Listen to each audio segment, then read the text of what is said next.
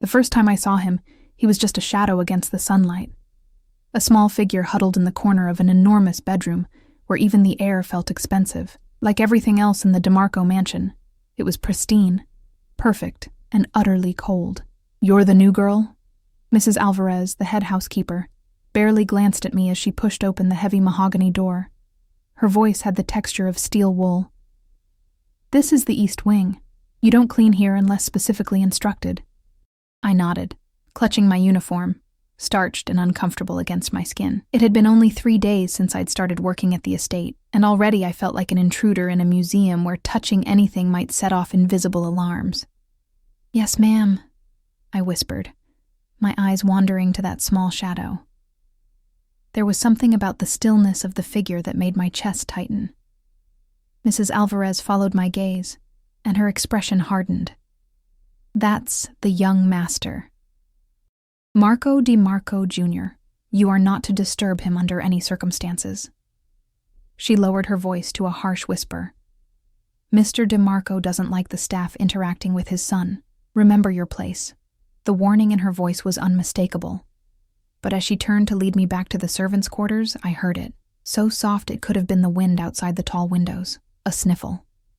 The shadow moved slightly, and I realized it was a boy, perhaps 7 or 8, sitting on the floor with his back to the wall. His knees were pulled up to his chest, his face hidden. That was the moment I should have turned away. That was the moment I should have remembered I needed this job more than anything, that my younger sister's medication depended on it, that the rent on our tiny apartment was already 2 weeks late. I should have remembered that in the 3 months since our parents' accident, I was all Lucia had left. But I've always had a problem with doing what I should. "I'll catch up," I said to Mrs. Alvarez, who had already reached the door. She turned, her eyebrows rising sharply. "Elena, now, 1 minute," I said, surprising even myself with my boldness. "Please." Something in my voice must have reached her, because after a moment of tense silence, she exhaled sharply. 1 minute. Not a second more. The door closed behind her with a soft click that somehow sounded like a prison gate locking. I approached the boy slowly, the way you might approach a wounded animal. As I got closer, I could see him more clearly. Dark hair that curled slightly at the ends. Expensive clothing. A small button-up shirt and tailored pants that probably cost more than my monthly salary.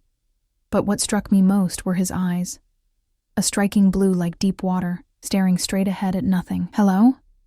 I said softly, crouching down a few feet away from him. He didn't turn toward me, didn't react at all. "My name is Elena," I continued. "I'm new here." Still nothing. But the sniffling had stopped. I moved closer, and that's when I noticed something I should have seen immediately. His eyes, though beautiful, weren't focusing on anything. They were moving slightly, searching but never finding. "You're blind," I whispered, more to myself than to him. That got a reaction. His chin lifted defiantly. "So what if I am?" His voice was small but carried a familiar edge, the sound of someone used to defending themselves. "Nothing," I said quickly. I heard you crying." "I wasn't crying," he said immediately, wiping quickly at his cheeks. "I never cry." "Of course not," I agreed. "My mistake." A hint of a smile touched his lips before quickly disappearing. "You're going to get in trouble." "Probably," I admitted. "But I'm good at getting out of trouble, too." That wasn't entirely true. At 22, I had a talent for finding trouble, not escaping it. It was how I'd ended up raising my 16-year-old sister alone, working 3 jobs, and still barely making ends meet. "They don't like it when people talk to me," the boy, Marco, continued. "Papa says the staff might hurt me because I can't see it coming." Something cold settled in my stomach. What kind of world did this child live in, where everyone was a potential threat? "Well, I would never hurt you," I said. Then, acting on instinct rather than reason, I reached out and gently took his small hand in mine. "See? Just a hand to hold." His fingers tightened around mine instantly, like he was grabbing onto a lifeline. The desperation in that grip broke something inside me. "Elena." Mrs. Alvarez's voice cut through the moment like a knife. "Your minute is up."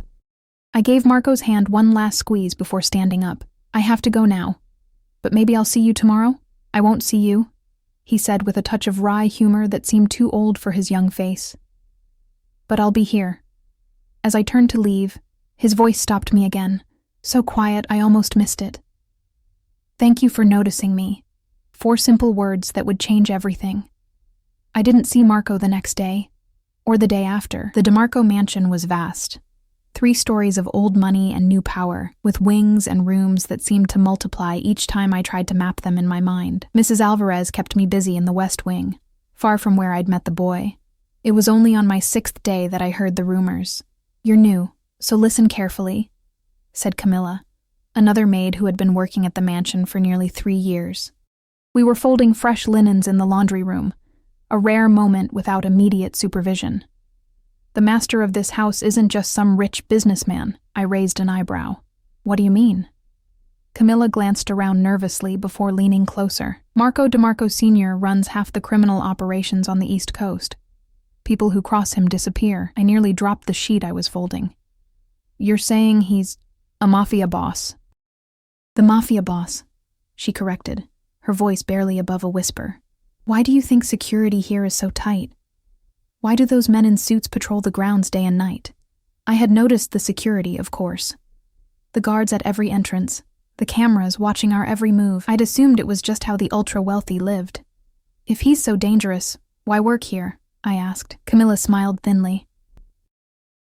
The pay is triple what we'd make anywhere else, and he treats the staff well, as long as we follow the rules.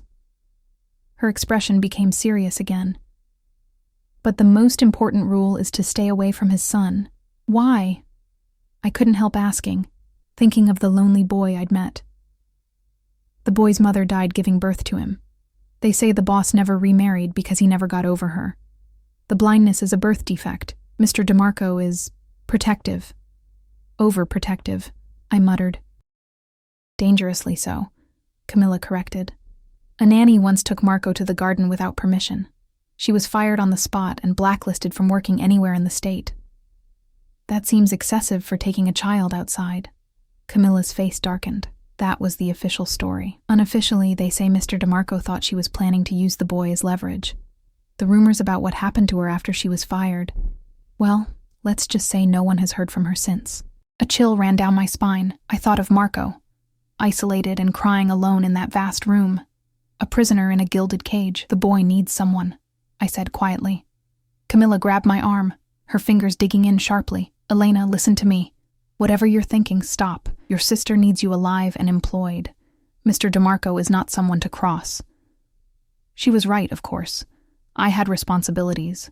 Lucia depended on me. But all that night, as I lay in the small room I shared with 2 other maids in the servants' quarters, I couldn't get Marco out of my mind. His small hand clutching mine. His quiet thank you for simply being noticed. Sometimes the most dangerous decisions don't feel like decisions at all. They feel like inevitability. 2 days later, I found my opportunity. Mrs. Alvarez assigned me to clean the library. An enormous room with shelves that stretched from floor to ceiling, filled with books that looked like they'd never been opened. It was adjacent to the East Wing, where Marco's room was located. I worked methodically, dusting each shelf, each leather-bound volume, keeping an eye on the ornate grandfather clock in the corner. At precisely 2 p.m., the shift change for the security detail occurred, a brief 5-minute window that Camilla had mentioned offhandedly. As soon as the clock struck 2, I slipped out of the library and down the hallway toward Marco's room, my heart pounding so loudly I was sure someone would hear it. The door was slightly ajar, and I peered inside. The room was empty. Panic fluttered in my chest. Had they moved him? But then I noticed a second door on the far wall, leading to what looked like a private sitting room. I crossed the bedroom quickly, my footsteps silent on the plush carpet. Through the doorway I could see him, sitting by a large window, his fingers tracing the patterns on the glass. "Marco," I called softly. He turned instantly, his unseeing eyes widening. "Who's there?" "It's Elena," I said, stepping closer. "We met a few days ago." Recognition dawned on his face, followed by something that looked dangerously like hope. "The maid who held my hand?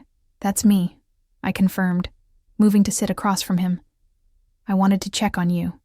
You shouldn't be here," he said, but he was smiling now. Papa wouldn't like it. Then we won't tell him, I replied conspiratorially. It can be our secret. Marco leaned forward, his expression suddenly serious. I'm good at keeping secrets. I have to be. There was something in his voice that made my heart ache. What secrets did an 8-year-old need to keep? Do you want to talk about why you were crying the other day? I asked gently. He was quiet for so long I thought he might not answer. My tutor quit, he finally said. They always quit eventually. I'm sorry, I said, not sure what else to offer. It's not that, he continued. Before she left, I overheard her talking to Papa. She said I was unteachable, that my blindness makes me, he struggled with the word, a burden. Anger flared hot and sudden in my chest. That's ridiculous. Being blind doesn't make you unteachable or a burden.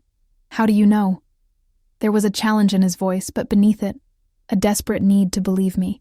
Because my uncle lost his sight when I was a teenager, I said, the words coming out before I could think them through. It wasn't true. I had no blind uncle, but the lie felt necessary in that moment. He learned to do everything independently. He even taught me how to play chess without seeing the board. Marco's face lit up. Really? Could you teach me? And that was how, on a Tuesday afternoon in the most dangerous man's home, I began giving secret lessons to his son. First in chess, which I barely knew myself and had to study from books in the library each night, and later in whatever subjects caught his interest. Our meetings became a fragile routine. 3 times a week, during the security shift change, I would slip into Marco's rooms for 20 precious minutes. I brought him small treasures, a smooth stone from the garden, a feather fallen from a bird, anything with interesting textures he could explore with his fingers. In return, he gave me glimpses into his isolated life, how his father visited him every evening but rarely touched him, how he had never left the estate grounds, how he sometimes pressed his ear against the window, trying to imagine what the world beyond the walls might sound like. It was during our 4th week of secret meetings that disaster struck. We were sitting on the floor, my hand guiding his, as he learned to write his name in the special notebook I'd brought him. Pages with raised lines he could feel. I'd been so careful about the time, but somehow I'd lost track. What exactly do you think you're doing? The voice from the doorway turned my blood to ice. Deep, controlled, and lethally quiet. I didn't need to turn around to know who it was, but I did anyway, slowly rising to my feet. Marco DeMarco Sr. stood in the doorway, flanked by 2 men in dark suits. He was taller than I'd imagined from the few glimpses I'd caught of him, broad-shouldered and imposing in an impeccably tailored suit. But it was his eyes that paralyzed me. The same striking blue as his son's, but cold as a winter sea. Papa! Marco scrambled to his feet, his face a mixture of excitement and fear. This is Elena. She's teaching me to write. Mr. DeMarco didn't look at his son. His gaze remained fixed on me, calculating and merciless. Marco, go to your room, he said, his voice deceptively gentle. But Papa... Now, Marco. The boy hesitated only briefly before gathering his notebook and walking with practiced ease to his bedroom, closing the door behind him. In the silence that followed, I could hear my own heartbeat, a frantic rhythm against my ribs. Sir, I began, I can explain. You were specifically instructed not to interact with my son, he interrupted, taking a step forward. One of the suited men moved to block the doorway, my only exit. Yet here you are, alone with him, touching him. I was teaching him, I said, finding a thread of defiance despite my fear. He's bright and curious and lonely. Something dangerous flashed across his face. You presume to know what my son needs better than I do? No, sir, but you are terminated, effective immediately, he said coldly. Collect your things and be off my property within the hour. Anthony will escort you. The suited man at the door stepped forward. This was it then. Not just the loss of a job I desperately needed, but possibly worse if the rumors about the nanny were true.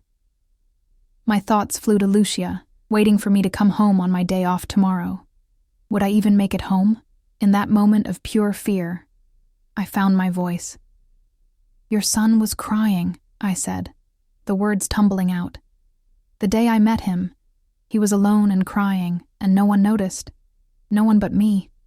I took a breath, steadying myself. He told me his tutor called him a burden because of his blindness. Is that the kind of people you want around him?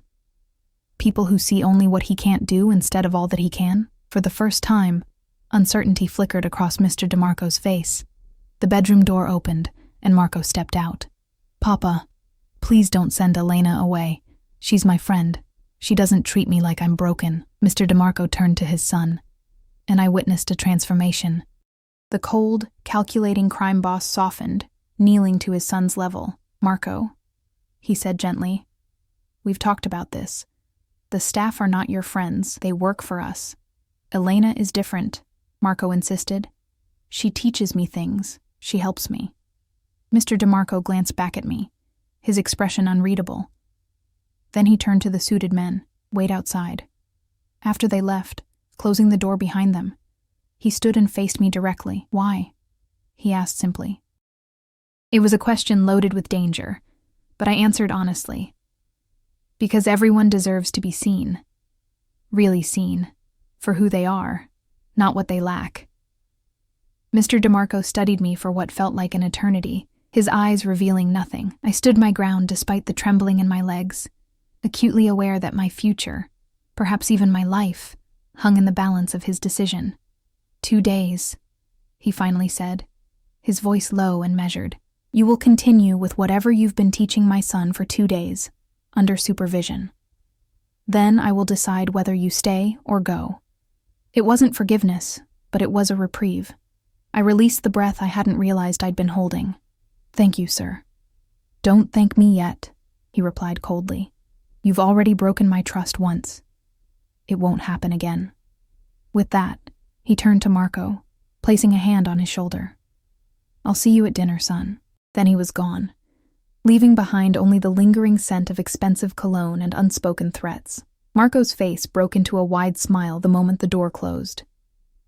"You're staying." I managed a weak smile in return, my knees finally giving out as I sank into a nearby chair. "For now, at least. Papa will let you stay permanently," Marco said with the unwavering confidence of a child who still believed in his father's infallibility. "You'll see." I wasn't so sure, but I didn't have the heart to dampen his enthusiasm. Instead, I reached for the notebook we'd been working on before the interruption. "Let's continue with your writing practice," I suggested, pushing aside thoughts of what might happen when my 2-day trial ended. The supervision turned out to be a silent, suited man named Vincent, who stood in the corner of the room during our lessons. His expression impassive as he watched our every move. His presence was unnerving, but Marco seemed unfazed. "Vincent follows me everywhere when I leave my rooms," he explained when I commented on it. "Papa says it's for my protection." "Protection from what?" I asked, keeping my voice low. Marco shrugged. "Bad people who might want to hurt me to get to Papa. That's why I don't go outside much." The casual way he accepted this, the normalization of danger, of being a target, made my heart ache. "Have you ever been outside the estate?" I asked. Marco shook his head. "Papa says it's too risky. I have everything I need here. Everything except freedom. Everything except friends. Everything except a normal childhood." I glanced at Vincent, who was pretending not to listen. "Maybe someday soon you could go to the garden at least. It's beautiful this time of year." Marco's face lit up. "Could you describe it to me?" So I did. I painted pictures with words, the riot of roses climbing the stone walls, the perfectly manicured hedges forming a maze, the marble fountain at the center where water danced and sparkled in the sunlight. With each detail, his expression grew more wistful. "I can smell the roses sometimes when my window is open," he said softly. "I wish I could touch them." Vincent shifted in the corner, checking his watch. "Our session was nearly over. Maybe you can someday," I said, gathering my teaching materials. "Don't give up hope." As I prepared to leave, Marco reached for my hand, finding it unerringly. A skill I'd noticed was improving with each of our sessions. "Promise you'll come back tomorrow?" "I promise," I said, squeezing his small fingers. Wild horses couldn't keep me away. Vincent escorted me from the room, remaining silent until we reached the servants' corridor. "You're playing a dangerous game," he said abruptly, startling me. His voice was deeper than I'd expected. "I'm just teaching a child," I replied, defensive. Vincent's eyes, dark and surprisingly kind, met mine. No, you're changing things that have been the same for years. The boss doesn't like change. A chill ran through me. Are you warning me to stop? I'm warning you to be careful, he corrected. Marco has never had anyone but his father. Now he has you too. That makes you... He hesitated. Significant. Before I could ask what he meant, Vincent turned and walked away, leaving me alone with the unsettling feeling that I'd stumbled into something far more complex than I'd realized. That night, I made the weekly phone call to Lucia from the staff telephone in the kitchen. My sister's voice, bright and chattering about school and friends, was a lifeline to normalcy. When are you coming home? She asked. The question she always ended our calls with. Tomorrow afternoon, I promised. We'll go for ice cream, maybe see a movie? Yes, she exclaimed. The new superhero one just came out. I laughed, momentarily forgetting my troubles. Superhero movie it is. I love you, Lucia. Sleep well.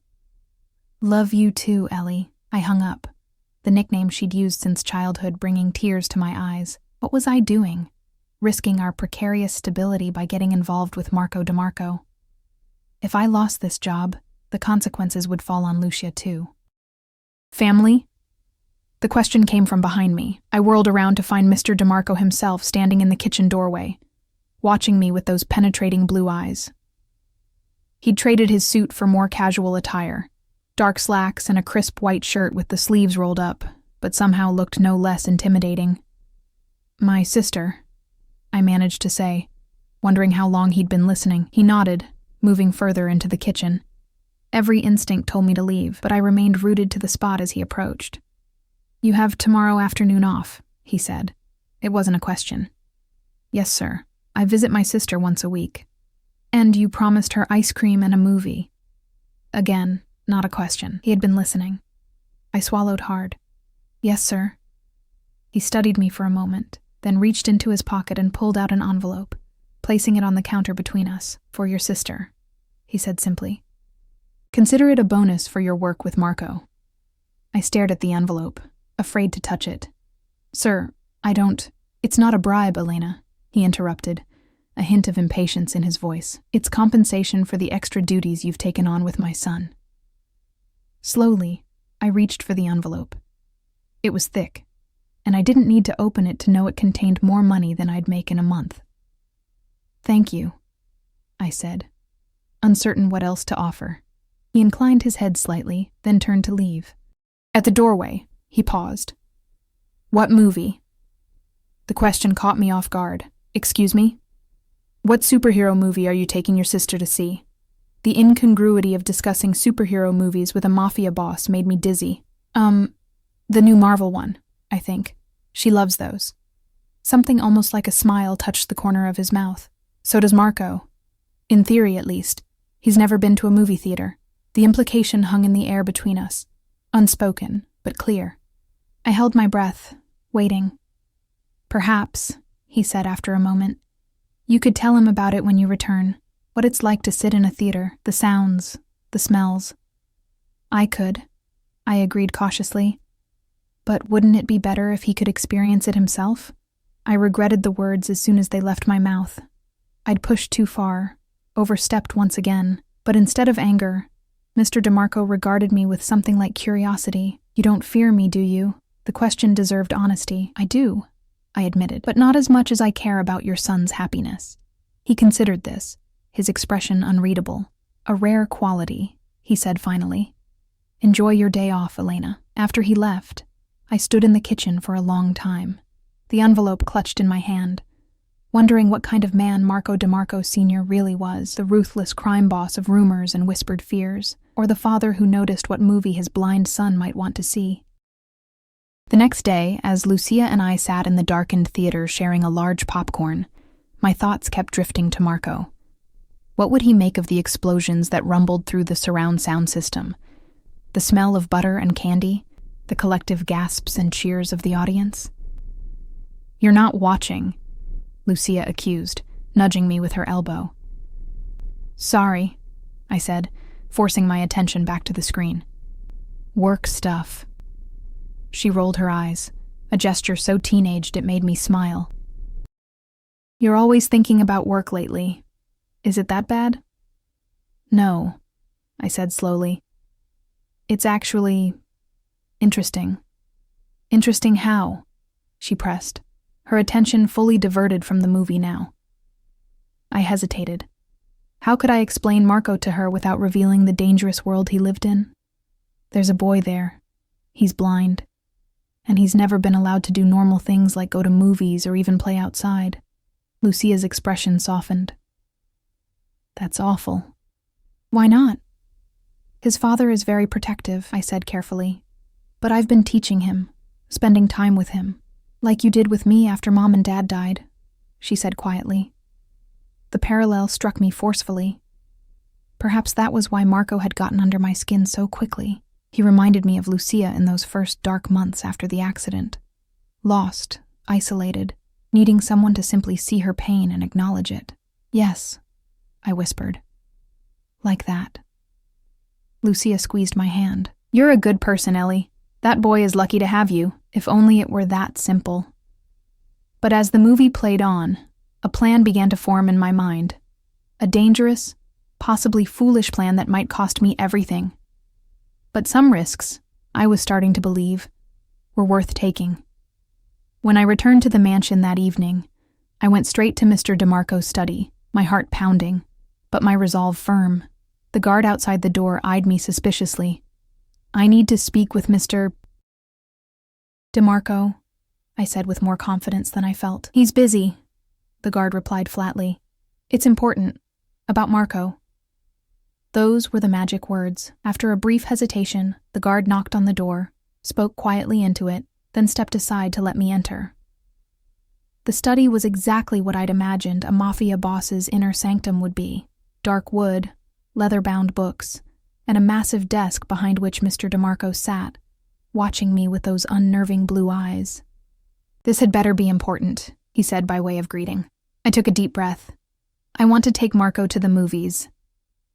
His expression didn't change, but the temperature in the room seemed to drop several degrees. Excuse me? He should experience a movie theater. I pressed on, the words tumbling out now. We could go during a weekday matinee when it's nearly empty. Vincent and your security could sweep the place beforehand. I'd stay with him every second. Mr. DeMarco leaned back in his chair, his gaze never leaving my face. You've given this some thought. Yes, sir. And what makes you think I would ever agree to such a risk? I took another step forward. Because you love your son, and love sometimes means taking risks for someone's happiness. For a moment, I thought I'd gone too far. Mr. DeMarco's expression hardened, his jaw tightening visibly. Then, to my astonishment, he laughed. A short, sharp sound devoid of humor. You have extraordinary nerve, Elena, he said, rising from his chair. He moved to a cabinet on the far wall, pulling out a crystal decanter and pouring himself a drink. Most of my employees wouldn't dare suggest how I should parent my son. I'm not suggesting how to parent him, I countered, surprising myself with my boldness. I'm suggesting how to give him a small piece of the world that every child deserves to experience. He turned to face me, swirling the amber liquid in his glass. You know who I am, what I do. The danger isn't an exaggeration, Elena. There are people who would hurt Marco to get to me. I understand that, I said softly. But is complete isolation the answer? He's so lonely, sir. Something flickered across his face. Pain, perhaps, or guilt. Before it was carefully masked again, he took a slow sip of his drink, studying me over the rim of the glass. My wife, he said finally, would have liked you. The unexpected statement caught me off guard. Sir? Isabella was fearless too, always pushing me to be better, to see beyond my own narrow view of the world. His voice softened slightly at the mention of his late wife. She wouldn't have wanted this life for our son. He set down his glass and walked to the window, gazing out at the darkening grounds. 3 bodyguards minimum, he said abruptly. A private screening. I'll rent the entire theater. Vincent will coordinate the security details with you. It took me a moment to realize what he was saying. You mean... Yes, Elena, he said, turning back to face me. You can take my son to the movies, once, as a test. If anything goes wrong, it will never happen again. Am I clear? Crystal clear, I managed, trying to contain the smile threatening to break across my face. Thank you, sir. He waved a dismissive hand. Don't thank me yet. And don't tell Marco until all the arrangements are finalized. I won't have him disappointed if the security team deems it too risky. I nodded, backing toward the door. I understand. Good night, Mr. DeMarco. As I turned to leave, his voice stopped me. Elena. I looked back at him, my hand on the doorknob. Why do you care so much? He asked, genuine curiosity in his tone. About a blind boy you barely know? The question deserved honesty, because everyone deserves someone who sees them for who they are, not what they lack, I said, echoing my words from days earlier. Marco is brilliant and kind and curious about a world he's never been allowed to explore. I just want to help him experience a small part of it. Mr. DeMarco studied me for a long moment, then nodded once. Good night, Elena. The next week passed in a flurry of preparations. Vincent, it turned out, was Mr. DeMarco's head of security, and he took the task of organizing Marco's first outing with military precision. The theater was booked for a private screening. The route was mapped and remapped. Background checks were run on every employee who would be present. Through it all, I kept the secret, continuing my regular lessons with Marco, biting my tongue each time he asked questions about the outside world. Finally, Vincent gave me the green light. The trip would happen the following Tuesday, during my regular afternoon session with Marco. We're clear, he told me, handing me a detailed schedule. But the boss wants to tell Marco himself. That evening, I was summoned to Marco's rooms after dinner. When I arrived, I found father and son sitting together by the fireplace, Marco's face alight with excitement.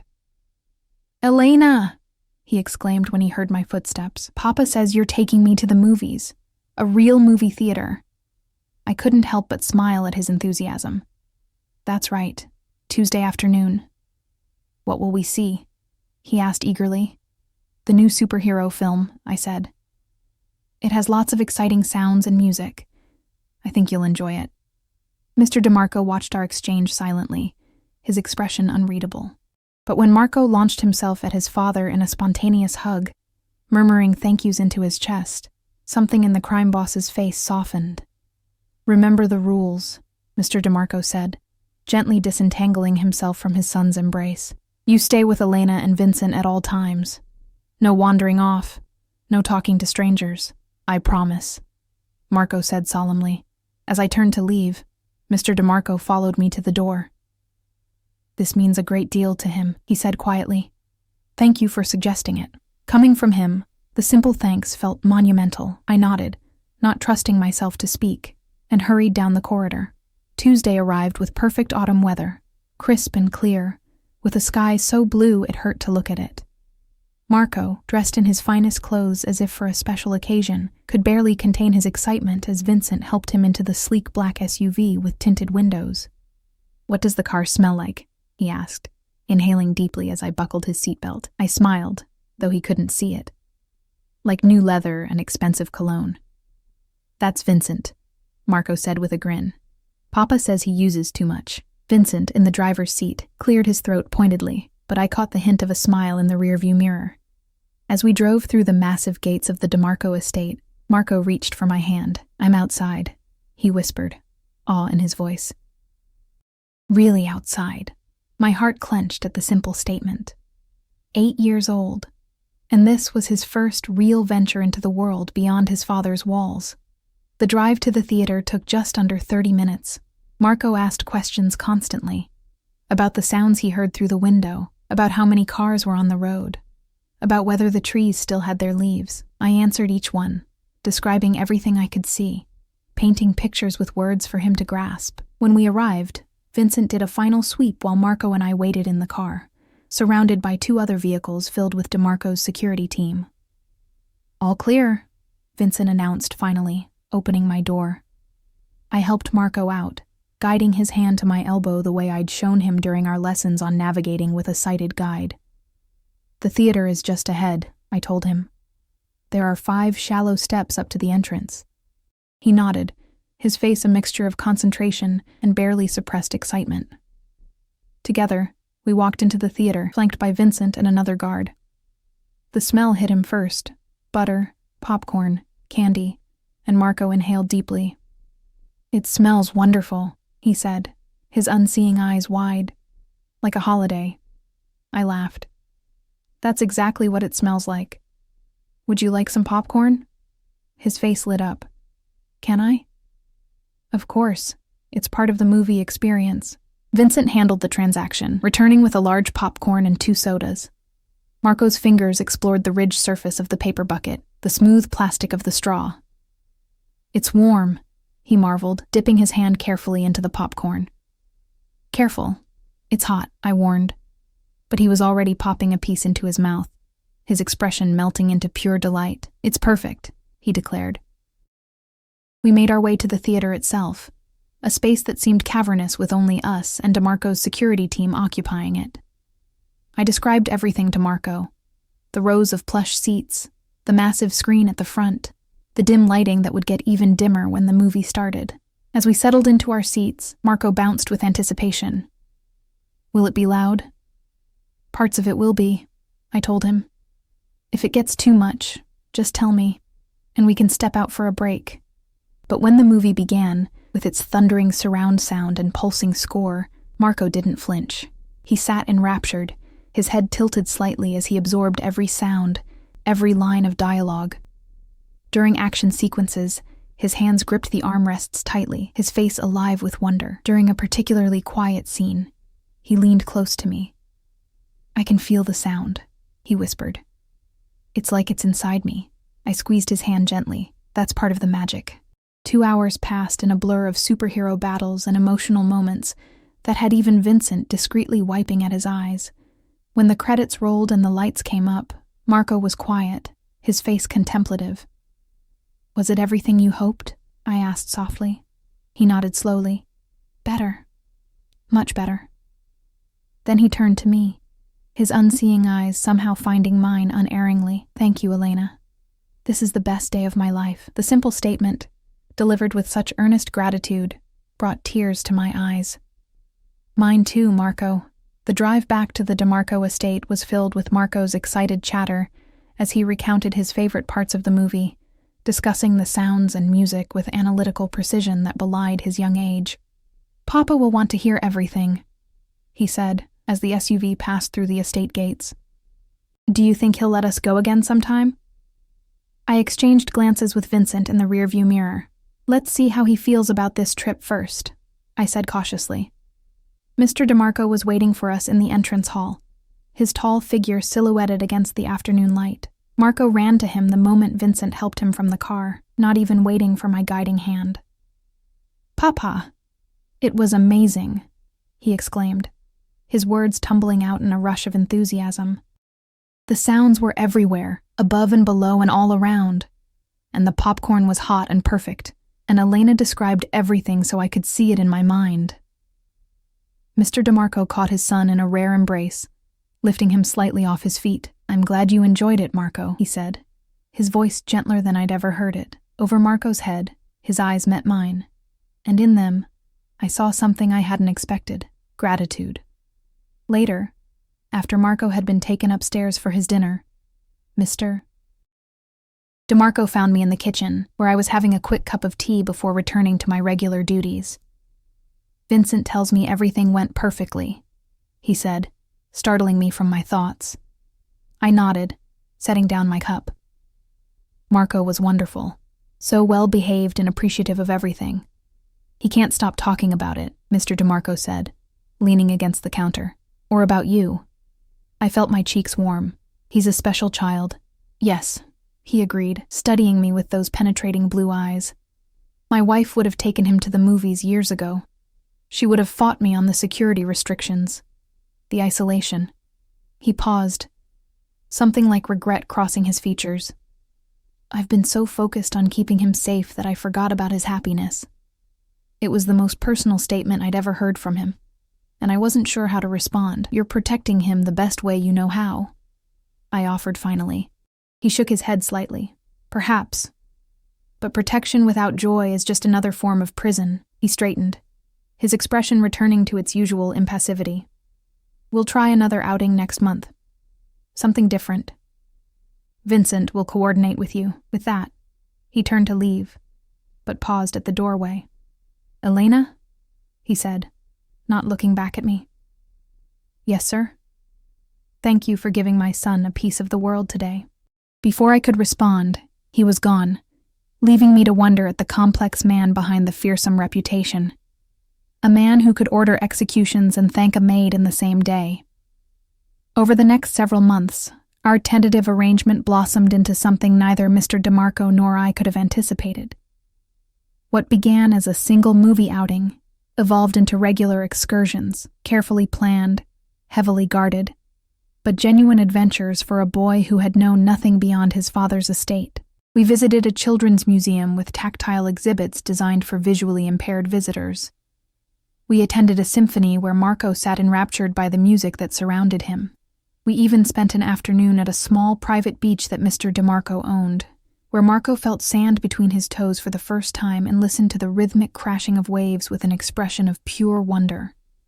With each new experience, Marco flourished. His confidence grew, his questions became more sophisticated, and his relationship with his father subtly shifted. Mr. DeMarco, who had always kept a careful emotional distance, began joining us occasionally, watching from the sidelines as his son discovered the world he'd been so determined to protect him from. My role in the household evolved too. I was no longer just a maid who had overstepped her boundaries, but Marco's official companion and teacher. Mr. DeMarco increased my salary substantially and moved me to a private room in the family wing, closer to Marco's quarters. It makes more sense logistically, he explained when I expressed surprise at the arrangement. And it provides an additional layer of security for Marco to have you nearby. I suspected there was more to it than practicality, but I didn't press. The truth was, I was growing as attached to Marco as he was to me. His joy in discovery, his resilience in the face of challenges, his unfailing kindness, they had woven themselves into the fabric of my heart. And then there was Mr. DeMarco himself. Enigmatic, complex, a man of contradictions who commanded fear and respect in equal measure. I began to see glimpses of the person beneath the feared Mafia boss. The man who listened to his son describe a concert with infinite patience, who personally researched adaptive technologies that might enhance Marco's independence, who sometimes watched me with an expression I couldn't quite decipher when he thought I wasn't looking. It was during this period that Lucia became a more frequent visitor to the estate. Mr. DeMarco, upon learning that I normally saw my sister only once a week, insisted that she come to the mansion on weekends. Family is everything, he said simply when I thanked him for the arrangement. Marco enjoys her company, and you shouldn't be separated from your sister so often. It was true. Marco and Lucia had formed an immediate bond. At 16, she had none of the awkwardness around his blindness that many people exhibited. She treated him like any other child, teasing him gently, reading him stories with dramatic voices, teaching him hand-clapping games that he mastered with surprising speed. One Sunday afternoon in early spring, as I watched them playing chess in the garden, Marco using a special set with raised squares and distinctive pieces, Vincent appeared at my side. "The boss wants to see you," he said quietly. In his study. I nodded, my stomach tightening slightly. Despite the months of increasingly comfortable interactions, being summoned to Mr. DeMarco's inner sanctum still triggered a flutter of anxiety. I found him standing by the window, watching Marco and Lucia in the garden below. He didn't turn when I entered, but he knew I was there. He always seemed to know when someone entered a room. A sixth sense born of years living in danger. "Sir?" I said, announcing my presence anyway. "You wanted to see me?"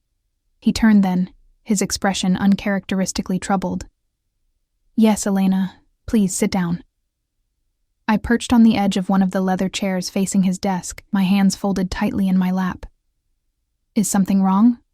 I asked when he remained silent. He moved away from the window, taking his seat behind the massive desk. "I received some concerning information this morning," he said finally, "about a potential threat." My blood ran cold. "To Marco?" "To my entire family," he corrected.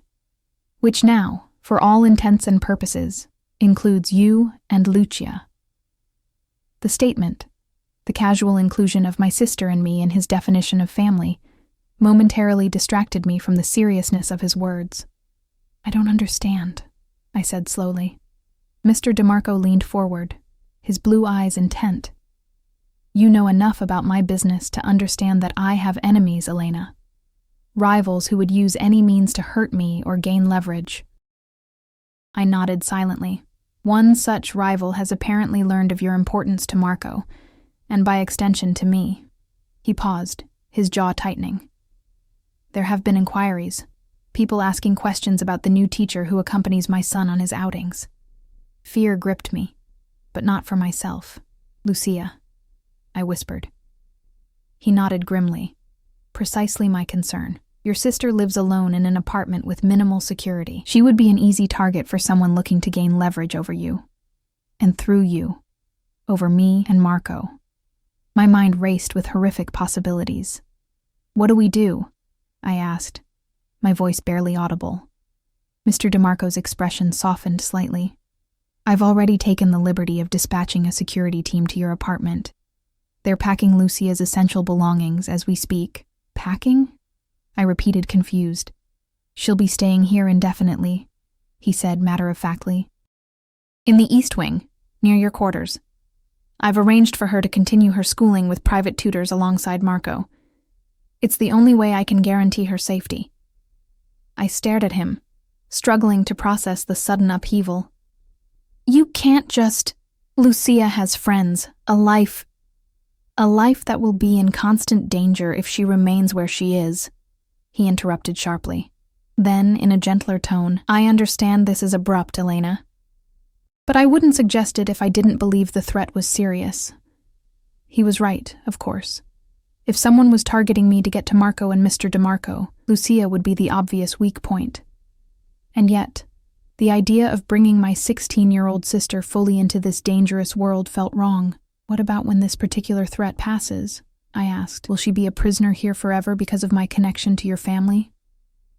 Something flashed in Mr. DeMarco's eyes, surprise perhaps, at my directness. Not a prisoner, he said carefully. A protected member of my household. There's a difference. Is there? I challenged, emboldened by fear for my sister. Ask Marco if he knows the difference. It was a step too far. Mr. DeMarco's expression hardened. My son has everything he could possibly need. He wants for nothing. Except freedom, I said quietly. The same freedom you're now asking Lucia to give up. We stared at each other across the desk, the tension thick between us. Then, to my surprise, Mr. DeMarco sighed, a sound of genuine weariness. I'm not asking for Lucia's freedom permanently, he said, just until we eliminate this specific threat. A month, perhaps 2, and then we reassess the situation. He leaned back in his chair. I am not the monster you seem to think me, Elena. I don't take pleasure in restricting Marco's life or in disrupting Lucia's. I do what's necessary to protect those under my care. The sincerity in his voice caught me off guard. For all his ruthlessness in business, I'd seen enough of Marco DeMarco Sr. over the past months to know he genuinely cared for his son, and, it seemed, for anyone his son cared about. I'm sorry, I said finally. I know you're trying to protect her. It's just a lot to process, he finished for me. I understand, but the arrangements are already in motion. Lucia will arrive this evening, and I'd appreciate your help in making the transition as smooth as possible for her. I nodded slowly, accepting the inevitable. Of course, and thank you for protecting her. He waved away my thanks. As I said, she's family now. He hesitated, then added, as are you. The statement hung in the air between us, loaded with implications neither of us was ready to examine. May I go tell Marco and Lucia what's happening? I asked, rising from my chair. Of course. He stood as well, coming around the desk to walk me to the door. An unexpected courtesy. Elena, he added as I reached for the handle, there's something else you should know. I turned back to face him, suddenly aware of how close we were standing. Yes? The reason this particular rival is targeting you specifically, he said, his voice low, is because there are rumors circulating that you and I are, he paused, searching for the right word, involved. Heat rushed to my face. That's ridiculous, I said quickly. Anyone who has seen us together would know that's not true. Something unreadable flickered in his eyes. Is it so ridiculous? He asked softly, before I could process the question, let alone formulate a response. He stepped back, his expression returning to its usual impassivity. Discuss the living arrangements with Lucia. We'll talk more about security protocols tomorrow. And just like that, I was dismissed, my head spinning with implications and unspoken possibilities as I made my way back to the garden. Lucia took the news of her relocation with surprising equanimity.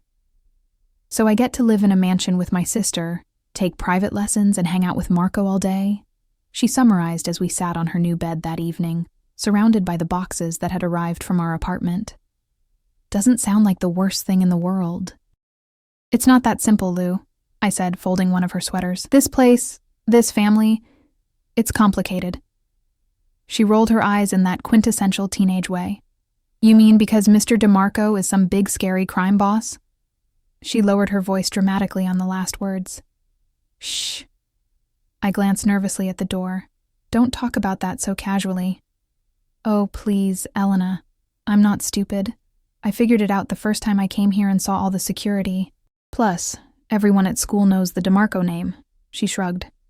But he seems nice enough to me, and he obviously cares about Marco. And about you. I nearly dropped the sweater I was holding. What do you mean about me? Lucia gave me a look that suggested I was being deliberately obtuse. The way he watches you when you're with Marco? Like you're some kind of miracle worker? Trust me, that's not how bosses normally look at their employees. It's not like that, I protested. But the denial felt hollow even to my own ears. He's grateful that I help with Marco, that's all. Lucia hummed skeptically, if you say so. I changed the subject quickly, but Lucia's observation lingered in my mind, merging with Mr. DeMarco's own enigmatic question from earlier. Is it so ridiculous? Life at the DeMarco estate settled into a new rhythm with Lucia's arrival. What had begun as a temporary safety measure gradually evolved into a comfortable arrangement that benefited everyone. Marco thrived with Lucia's vibrant energy complementing my more measured approach to his education. Lucia herself blossomed under the private tutoring, her grades improving dramatically without the distractions of public high school. And I found myself in an increasingly ambiguous position, neither servant nor quite family, but something undefined that seemed to shift with each passing day. Mr. DeMarco, true to his word, eliminated the threat that had prompted Lucia's relocation. I never asked for details, and he never offered them, but the increased security measures gradually relaxed after about 6 weeks. When I tentatively broached the subject of Lucia returning to her school in our apartment, she surprised me with her response. I don't want to go back, she said simply as we sat in the garden watching Marco practice with his new adaptive computer. I'm doing better here. My grades are up, I'm actually learning things, and I'm not constantly worried about you working yourself to death to pay the bills. But your friends, I still see them on weekends when Vincent drives me into town, she countered. And honestly, Elena, most of them were never real friends anyway. They were just people I hung out with because I was lonely.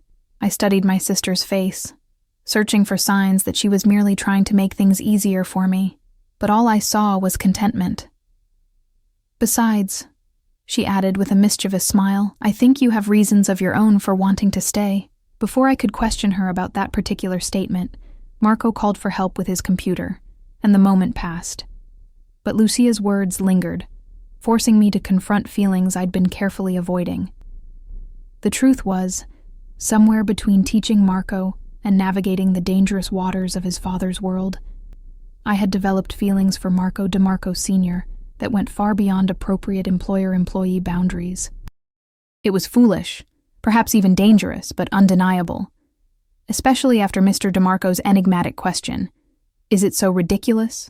Had he been suggesting that the rumors of our involvement weren't so far-fetched? Or merely acknowledging that such rumors were an inevitable result of our unusual arrangement? I had no answers, and asking directly felt impossible. So I focused on what I knew for certain. Marco needed me. Lucia was thriving, and whatever complicated emotions existed between Mr. DeMarco and myself would have to remain unexamined for now. Summer arrived with unusual heat, turning the estate gardens into a riot of color and fragrance. Marco, increasingly confident in navigating with his cane, spent hours outdoors, guided by either Lucia or me through the winding paths of the rose garden that had become his favorite place. It was in that garden, on a particularly warm afternoon in late June, that everything changed.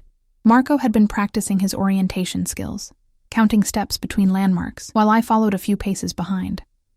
Lucia had a tutoring session, and Vincent was maintaining a discreet distance, allowing Marco the illusion of independence while ensuring his safety. "Elena," Marco called suddenly, his head tilting in that particular way that indicated he was concentrating on sounds. "Is that a car coming?" I listened and heard the crunch of tires on the gravel driveway that curved around the garden. "Yes. It sounds like your father is back from his business trip." Mr. DeMarco had been away for nearly a week, an unusual occurrence that had left the household with a strange sense of suspension, as if we were all holding our breath until his return. Marco's face lit up. "Can we go meet him, please?" I hesitated.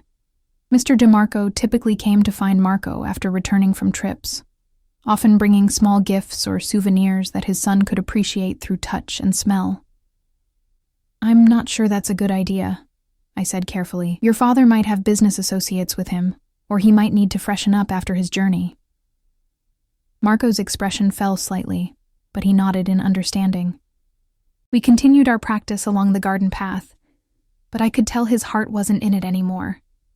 His attention had shifted to the house and the sounds of arrival.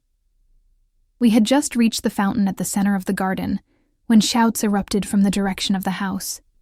Instinctively, I grabbed Marco, pulling him behind me as Vincent materialized at our side, his hand already reaching inside his jacket for his weapon. "Get him to the safe room," Vincent ordered, his voice taut with controlled panic. "Now." "What's happening?" I asked, my arms tightening around Marco, who had gone rigid with fear. "Just go," Vincent said, his eyes scanning the perimeter. "East entrance, then the passageway behind the library. You know the protocol." I did know.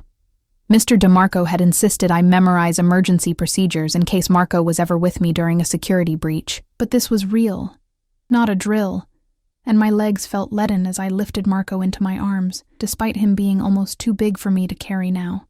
"It's going to be all right," I whispered into his hair as I began moving quickly toward the house, Vincent covering our retreat. "Just a precaution." The sound of gunfire shattered that reassurance, sharp cracks that seemed to come from inside the mansion itself. "Lucia," I gasped, nearly stumbling as I remembered my sister was inside, unaware of whatever danger had breached the estate's defenses. "Focus on Marco," Vincent hissed, practically pushing us toward a side door that would lead to the east wing. "The team will protect Lucia." I wanted to believe him, needed to believe him, but my heart was being torn in two directions as I carried Marco through the door and into the cool dimness of the house. "Elena, what's happening?" Marco whispered, his voice trembling. "Is Papa okay?" "I don't know, sweetheart," I answered honestly, setting him down once we were inside. I grabbed his hand, preparing to run to the safe room as instructed. "But we need to get somewhere secure first, then we'll find out." We had just reached the corridor outside the library when a figure stepped into our path. A man I'd never seen before, holding a gun with practiced ease. "Well, well," he said with a smile that didn't reach his cold eyes. Just who I was looking for, the DeMarco heir and his beloved nanny. Vincent raised his weapon, positioning himself between us and the stranger. But before he could fire, another shot rang out from somewhere behind us. Vincent crumpled to the ground, blood blooming across his pristine white shirt. "Vincent!" Marco cried, his unseeing eyes wide with terror at the sound of the bodyguard's fall. The stranger gestured with his gun. "Move, both of you, and no heroics, Ms. Vasquez. I'd hate to have to hurt the boy just because you did something stupid." He knew my name. This wasn't a random attack. It was targeted, planned. My mind raced, trying to recall everything Mr. DeMarco had told me about what to do in a worst-case scenario. Keep Marco alive. Keep him talking. Buy time. "What do you want?" I asked, pushing Marco slightly behind me, my hand firmly gripping his. The man chuckled. "Just a little leverage in my negotiations with DeMarco. Nothing personal." "My father will kill you," Marco said with sudden fierce certainty, his voice stronger than I would have expected. "If you hurt Elena or me, he won't stop until you're dead." Brave words from a blind kid, the man said. But there was a flicker of something in his eyes, a momentary hesitation that told me Marco's words had struck home. Everyone in their world knew Marco DeMarco Sr., his reputation for brutal retribution when crossed. Taking advantage of that hesitation, I squeezed Marco's hand in a pattern we had developed. 3 quick pulses, our private signal for "trust me and follow my lead." "The safe room," I said loudly, my voice deliberately shaky. "It's this way. We were heading there when you found us." The man smiled triumphantly. "Perfect. You're going to take me there now, and we'll wait for DeMarco together. A nice family reunion." I nodded, turning slowly as if to lead him down the corridor toward the library. The moment his attention shifted slightly to check the hallway behind him, I dropped to the floor, pulling Marco down with me, and kicked out hard at the man's knees. He staggered, cursing, as I rolled Marco beneath a heavy antique table against the wall. Minimal protection, but better than nothing. "Run!" I screamed at Marco, knowing he knew this hallway well enough to navigate it without sight. "To the library!" Marco hesitated for only a second, before scrambling out from under the table and running with surprising speed toward the library doors just yards away, his hands outstretched to guide himself. The man recovered quickly, lunging for Marco, but I threw myself at his legs, tackling him to the ground. The gun clattered across the marble floor as we struggled. He was stronger, but I had the desperation of someone protecting a child I had come to love as my own. "You bitch!" he snarled, striking me hard across the face. My vision blurred, but I held on, clawing and kicking as he tried to reach the fallen weapon. I was losing the fight, my strength ebbing as his hands closed around my throat, when the sound of running footsteps echoed down the corridor. The pressure on my throat suddenly vanished as the man was wrenched away from me with violent force. Through watering eyes, I saw Mr. DeMarco slam the intruder against the wall with murderous fury. There was blood on his usually immaculate suit, a cut above his eye, but he moved with lethal precision as he delivered a series of blows that left the other man crumpled on the floor. "Elena!" Marco's voice called from the library doorway, where he stood clutching the frame. "Elena, are you okay?" I tried to answer, but my throat burned, and all that came out was a hoarse whisper. Mr. DeMarco turned at the sound of his son's voice, his expression transforming from cold rage to profound relief. "Marco," he said, crossing to his son in 3 long strides and gathering him into his arms. "Are you hurt?" Marco shook his head, clinging to his father. "No, but Elena, the bad man was hurting her." Mr. DeMarco looked over at me, still sprawled on the floor, and something in his eyes shifted, a softening that made my heart stutter despite the pain and fear. "I know," he said, his voice gentle as he kept one arm around Marco and extended the other to help me up. "But she saved you." Just like I knew she would. His hand was warm and strong as it closed around mine, pulling me to my feet, and, unexpectedly, into the embrace he shared with Marco. For a moment we stood there, a tableau of unlikely family forged in crisis. Then reality intruded, as security personnel flooded the corridor, securing the unconscious intruder and checking Vincent, who was wounded, but alive. "Lucia," I managed to croak through my bruised throat. "Where's Lucia? Safe." "Mr. DeMarco assured me, his arm tightening around my shoulders. "In the panic room with Mrs. Alvarez, they locked down as soon as the breach was detected." Relief washed over me, so powerful it made my knees weak. Mr. DeMarco seemed to sense it, supporting more of my weight as he guided Marco and me away from the scene, toward his private quarters at the end of the hall. "It's over," he said quietly. "They came for me, but we were ready. My security team has neutralized all threats." I didn't ask what neutralized meant in this context. Some questions were better left unasked in Marco DeMarco's world. Later, after Marco had been settled in his room with Lucia keeping him company, after the doctors had examined my throat and declared the bruising painful but not serious, Mr. DeMarco found me on the balcony outside his study, staring up at the stars. "You should be resting," he said, coming to stand beside me at the railing. I turned to look at him, noting the fresh bandage above his eye where the cut had been stitched. "So should you." A ghost of a smile touched his lips. "I've had worse." Silence fell between us, comfortable despite the day's violence. Finally, he spoke again, his voice low and intent. "You saved my son today." I shook my head slightly. "We saved each other." "No," he insisted, turning to face me fully. "You could have run, saved yourself. But you stayed, put yourself between Marco and danger without hesitation." He paused, his blue eyes searching mine. "Why?" The question deserved honesty, despite my raw throat and aching body. "Because I love him," I said simply. "He became mine to protect the moment I found him crying alone in that room months ago." Mr. DeMarco reached out slowly, as if afraid I might pull away, and brushed a strand of hair from my face.